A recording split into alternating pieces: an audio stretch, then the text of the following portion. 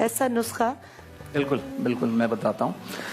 देखिए, मेरे मौला इमाम रिज़ा अलैहिस्सलाम के ज़माने की बात बता रहा हूँ। जी हाँ, 8वें इमाम इमाम रिज़ा अलैहिस्सलाम के ज़माने की बात है कि उनके पास एक शख्स आया, कहने लगा मौला मेरे दांत गिर गए और मैं क्या करूं। और वो किसी ने दुश्मनी में कोई गर्म चीज़ खिलाने के बाद बर्फ़ उसके मुंह में रख दी, उसके एक एक करके दांत गिर गए उसके। तो वो परेशान था, अब कैसे वापस उगाया जाए। तो वो मौला के पास हाजिर हुआ, उनकी खिदमत में उसने बड़ी दरख्वास्त की कि मौला मुझे कोई इसका हल बताएं। तो इमाम रिज़ा अलैहिस्सलाम ने, ये बात हिस्ट्री में मौजूद है, किताबों में मौजूद है। साइंस तो अभी तहकीकात और तजर्बे के रास्ते में है, लेकिन मेरे मौला के जो नुस्खे हैं, रसूल खुदा के जो नुस्खे हैं और उनकी आल के जो नुस्खे हैं, उसमें किसी तजर्बे की ज़रूरत नहीं है। वो इल्म इलाही है और वही खुदा है।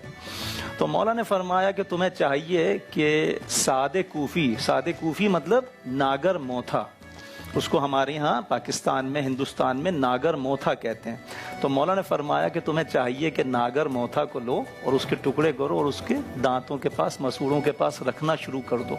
तो मेरे ख्याल में उसने कुछ दिन रखे, एक अंदाजे के मुताबिक बता रहे हैं, किताबों में मुख्तलिफ रिवायतें आई हैं, 20-22 दिन रखे तो उसके दांतों की कोपलें फूटना शुरू हो गई। अच्छा, मैंने जो लोगों को बताया, यही मौला का नुस्खा मैंने कई लोगों को बताया और उन लोगों के दांतों की कोपले फूटी और उनके दांत निकल आए।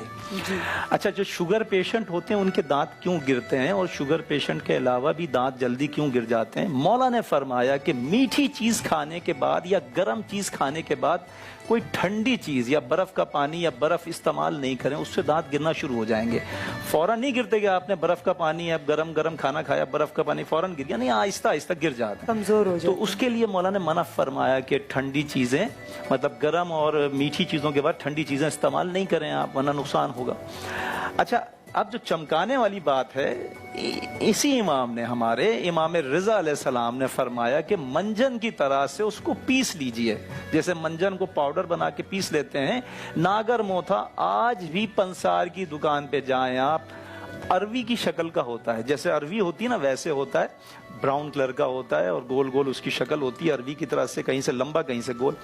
तो मौला ने फरमाया कि नागर मोथा ले लीजिए। आज भी आप पंसार की दुकान पे जाइए, नागर मोथा लीजिए, 20 रुपए 30 रुपए, बहुत ज्यादा 40 रुपए, वरना 10 रुपए का भी इतना सा मिल जाएगा, आपका काम चल जाएगा।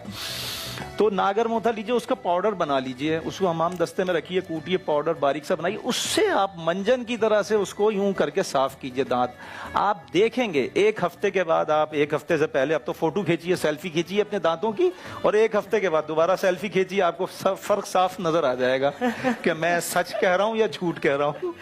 नहीं, हमें यकीन है, क्या बात है कि आप जो कह रहे हैं बिल्कुल सच कह रहे हैं, क्योंकि आप ये तिब्बे नबी के नुस्खों की रोशनी में गुफ्तगू कर रहे हैं, इसलिए पूरा यकीन है। मैं अपनी तरफ से कुछ नहीं कर रहा। अच्छा, कल भी जो मैंने शुगर पे एक बात की, मैं बिल्कुल आऊंगी आपकी तरफ, इस वक्त लेंगे एक छोटा सा ब्रेक से जब वापस आएंगे तो आपको मालूम